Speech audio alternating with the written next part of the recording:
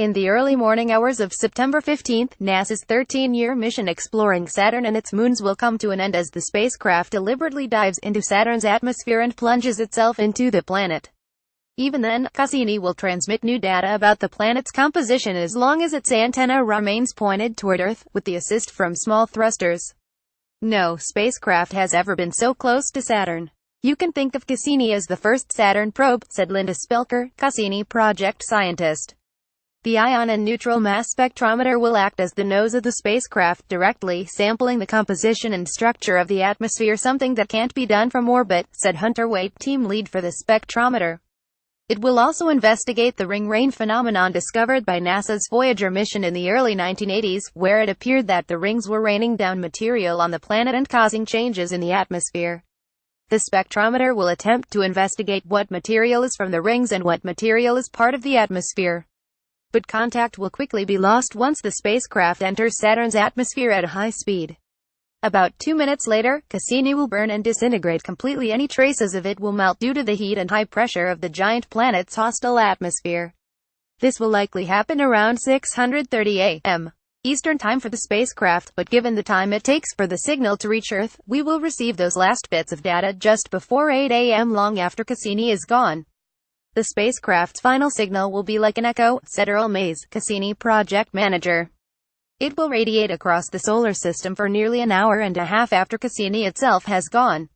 Why the dramatic ending? Cassini had its closest approach with Saturn's moon Titan on Monday, dubbed a goodbye kiss by the mission's engineers because it provides the gravity assist that sends it on its final encounter with Saturn. Mission scientists and operators are giving Cassini this fiery send-off on purpose. While many other options were considered, such as parking the spacecraft in orbit around Saturn, they didn't want to risk Cassini colliding with any of Saturn's moons. Cassini data and observations revealed that while seemingly inhospitable to us, 2 of Saturn's moons, Enceladus and Titan, could be potentially habitable for some form of life. And NASA didn't want to risk contaminating the moons or any future studies of the moons with Earth particles. Although Cassini has been in space for 20 years, 7 spent traveling to Saturn, 13 within the Saturn system, microbes from Earth could still viably exist on the spacecraft without air, water or protection from radiation. While the mission itself is ending, the data and observations provided by Cassini will provide new details about the planet, its unique rings and moons for decades to come. Cassini's grand finale actually began in April, with a series of dives between Saturn's rings, close to the planet and its moons, providing unprecedented insight. This is another reason the mission scientists decided on Cassini's particular endgame.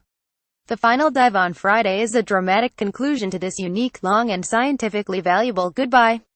What Cassini taught us and what's next. Inspired to learn more after flybys of Saturn by NASA's Voyager missions, the Cassini mission was designed to be an international effort that united NASA, the European Space Agency ESA and the Italian Space Agency. It is known as the Cassini-Huygens mission because it delivered S's Huygens probe to Titan, the first descent and landing on a world in the outer solar system, according to NASA. The Cassini mission, which arrived at the Saturn system in 2004, has been extended twice and will finally use up the last of its rocket propellant this week. In the end, Cassini will have witnessed half of a Saturn year. A year on Saturn equals nearly 30 Earth years. When Cassini arrived, the northern hemisphere of Saturn was emerging from winter. As seasons on Saturn last about 7 Earth years each, Cassini was just able to witness summer in the northern hemisphere before the mission ends.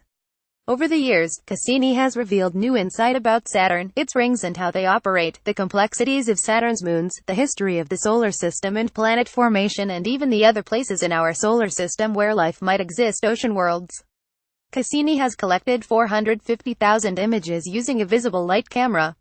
When Cassini arrived, it witnessed a giant storm circling the planet for 9 months. We learned there are 3D structures in the rings. Serendipitous observations showed that icy jets erupt from Enceladus. And Titan not only has seasoned lakes of liquid ethane and methane, but an atmosphere of chemicals that rain down, forming a unique chemistry that could lead to life.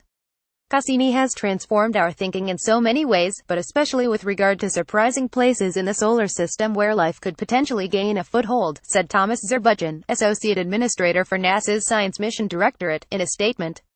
And the spacecraft itself, as well as its instruments, are informing future missions that NASA has planned, like NASA's Europa Clipper mission to explore Jupiter's icy moon, launching in the 2020s. Cassini has enabled those future missions to be possible, said Jim Green, NASA's director of planetary science. Intrigued by Cassini's discoveries, scientists have submitted concepts for future spacecraft to drift on the methane seas of Titan and fly through the Enceladus plume to collect and analyze samples for signs of biology that are currently under consideration, according to NASA.